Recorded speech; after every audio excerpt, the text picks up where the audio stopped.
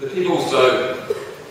On September 16, 2014, 2 days before the independence referendum, the leaders of main London-based parties made a panicked pledge to Scotland called The Vow,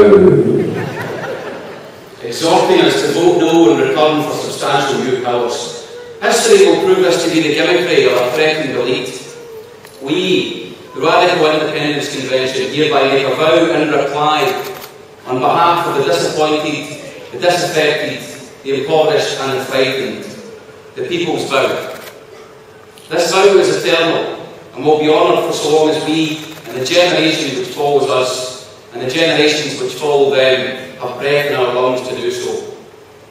We know that the referendum has changed Scotland utterly. For perhaps the first time in our lives, a majority of working class people felt empowered to take politics into their own hands, standing up to a British state which has become unaccountable and corrupt beyond repair, staring without blinking into the eyes of those who had shown them only contempt. The no vote was concentrated among the wealthy. This is significant. As Democrats, we recognise the result of the referendum, but acknowledge the collusion from all corners of the British establishment to deceive and intimidate the Scottish electorate into voting in a way which maintained their right to rule. It was ever thus, but not how it need remain.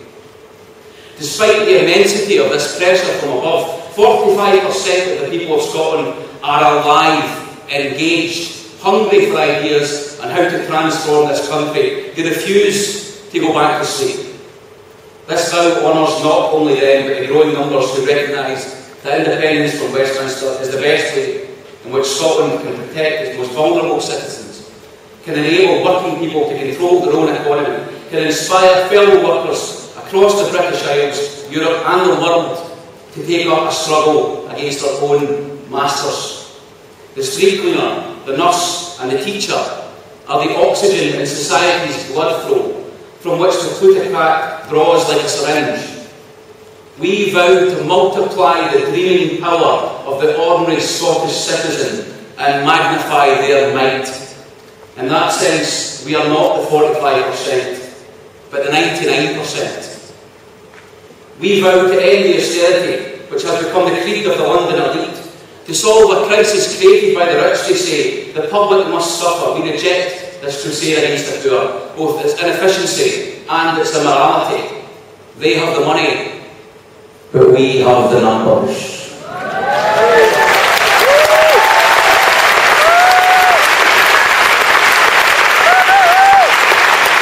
We vow to renationalise or retain in public hands those industries which are in the common good. Privatisation, a reduction of the necessities for human life to cold profit, is a handshake from the undead. We vow to establish green and sustainable energy. The planet is not the playtime of those who exist in the present. It is the host for our species and millions of other species which make life on Earth possible.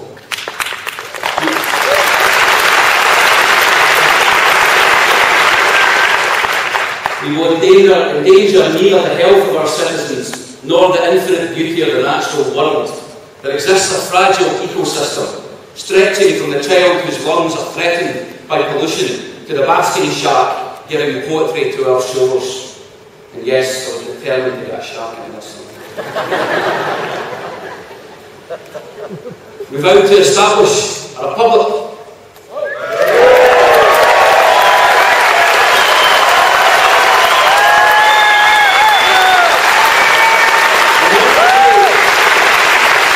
As an affront to modern democracy, a feudal relic, how can we call ourselves free when we pay fealty to one family, a family which owns vast tracts of our land, which rubber stamps our laws, to whom we must ask permission to form a government, and whose head purred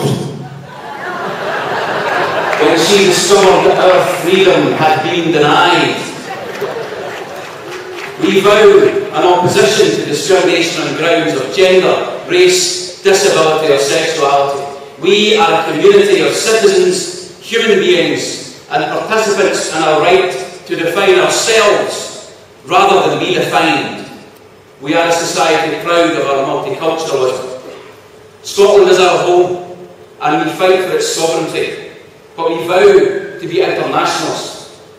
We are opposed to war, in which common people are compelled by their rulers to kill each other, and imperialist entities like NATO. We especially condemn the all-consuming horror of the nuclear threat. We must judge a society on its compassion and its solidarity, not on its power to invade or annihilate.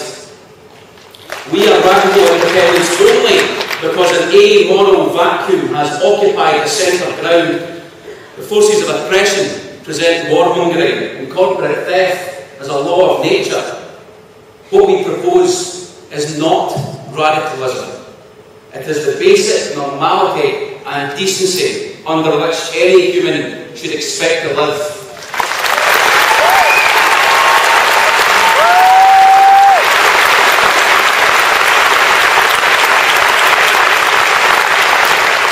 This is the people's vow, and for this we stand. Before the referendum, we said that Britain is for the rich and that Scotland could be ours. We said another Scotland is possible. Both are as true now as they were then. We are ready to fight for this future. So to everyone in Scotland and the world beyond this room, join us and imagine. Thank you.